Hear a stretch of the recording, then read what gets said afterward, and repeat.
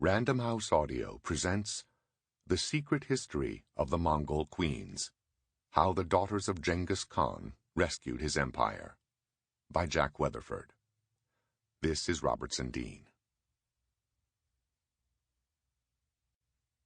May the golden light of the eternal blue sky forever bless the mothers and the daughters of the great Mongol nation. Introduction. The Missing Chapter. On an unknown day, late in the 13th century, an unidentified hand clumsily cut away part of the text from the most politically sensitive section of the secret history of the Mongols.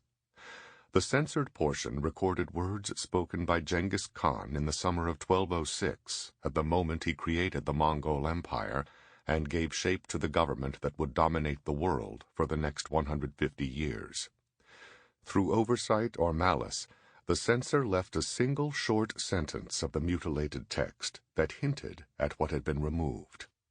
Let us reward our female offspring.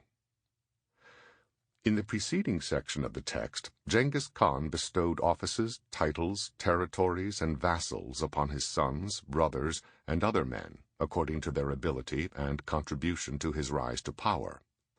But at the moment where the text reported that he turned to the assembly to announce the achievements and rewards of his daughters, the unknown hand struck his words from the record.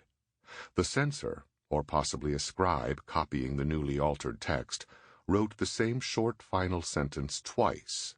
Perhaps the copyist was careless in repeating it, or perhaps the censor deliberately sought to emphasize what was missing, or even to taunt future generations with the mystery of what had been slashed away.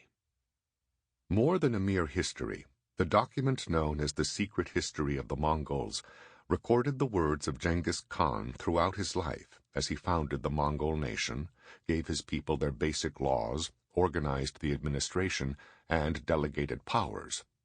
It served as the biography of a tribe and its leader, as well as the national charter or constitution of the nation that grew into a world empire. Only the most important members of the royal family had access to the manuscript, and therefore it acquired its name. The Secret History provides an up-close and personal view of the private life of a ruling family that is unlike any other dynastic narrative. The text records the details of conversations in bed between husband and wife, of routine family problems as well as arguments over who had sex with whom, and expressions of the deepest fears and desires of a family who could not have known that they would become important actors in world history. Many episodes and characterizations, particularly those regarding Genghis Khan's early life, are unflattering.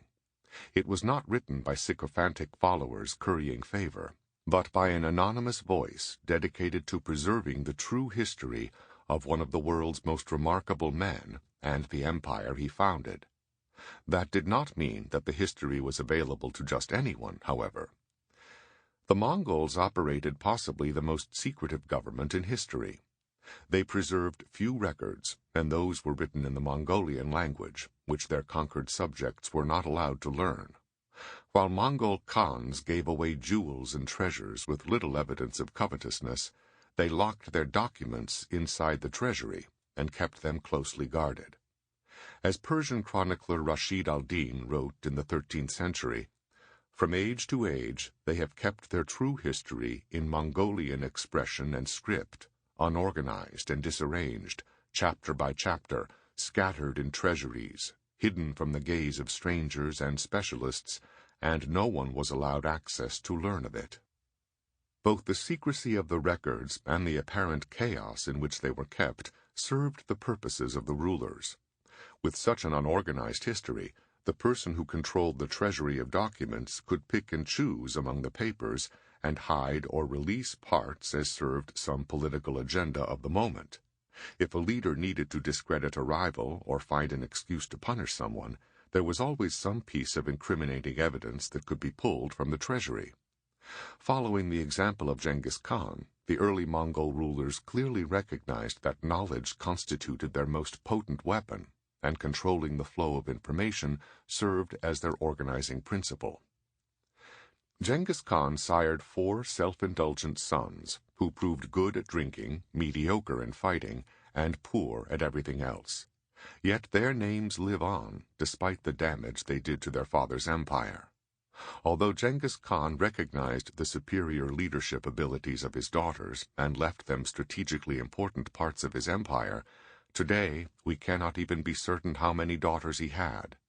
In their lifetime they could not be ignored, but when they left the scene, history closed the door behind them and let the dust of centuries cover their tracks. Those Mongol queens were too unusual, too difficult to understand or explain. It seemed more convenient just to erase them. Around the world, the influential dynasties of history exhibit a certain uniformity in their quest for power, and they distinguish themselves from one another primarily through personal foibles, dietary preferences, sexual proclivities, spiritual callings, and other strange twists of character. But none followed a destiny quite like that of the female heirs of Genghis Khan. As in every dynasty, some rank as heroes, others as villains, and most as some combination of the two. Rashid al-Din wrote that, "There are many stories about these daughters. Yet those stories disappeared. We may never find definitive accounts for all 7 or 8 of Genghis Khan's daughters, but we can reassemble the stories of most of them. Through the generations, his female heirs sometimes ruled, and sometimes they contested the rule of their brothers and male cousins. Never before or since have women exercised so much power over so many people and ruled so much territory for as long as these women did." References to Genghis Khan's daughters have come down to us in a jumble of names and titles with a stupefying array of spellings, according to how each sounded to the Chinese, Persians, Armenians, Russians, Turks, or Italians who wrote their stories. Each source differs on the number of daughters. The Secret History identifies 8 sons-in-law for Genghis Khan and his wife Berta in the pivotal year 1206. And it further identifies each of them as a commander of 1,000 troops. The list of sons-in-law is longer than the list of daughters, due in part to multiple marriages, and also to the efforts of more distant relatives by marriage to raise their status and apparent closeness to Genghis Khan in the official record.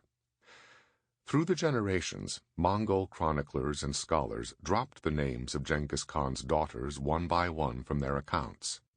By the time of the Buddhist chroniclers of the 17th century, the number of remembered daughters had dwindled to only 1, and then even she disappeared in the contorted chronicles that followed.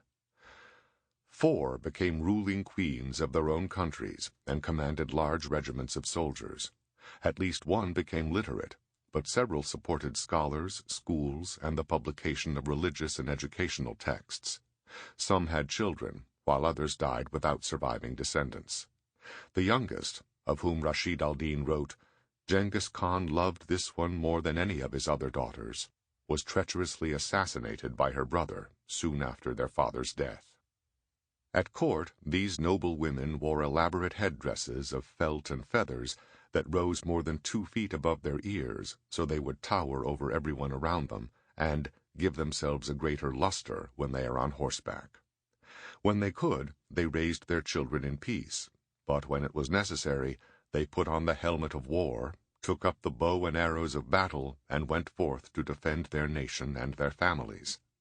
The royal Mongol women raced horses, commanded in war, presided as judges over criminal cases, ruled vast territories, and sometimes wrestled men in public sporting competitions. They arrogantly rejected the customs of civilized women of neighboring cultures, such as wearing the veil, binding their feet, or hiding in seclusion. Some accepted the husbands given to them, but others chose their own husbands, or refused any at all. They lived by the rules of society when prudent, and they made new rules when necessary.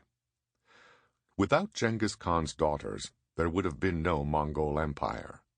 Genghis Khan recognized early in his career that an empire as large as the one he was creating could not be managed by a single ruler alone. To survive, it needed different centers of power that fulfilled complementary roles. Not able to rely upon his sons to guard the empire he was conquering, he increasingly turned to his daughters, who ruled a string of kingdoms along. Sample complete. Ready to continue?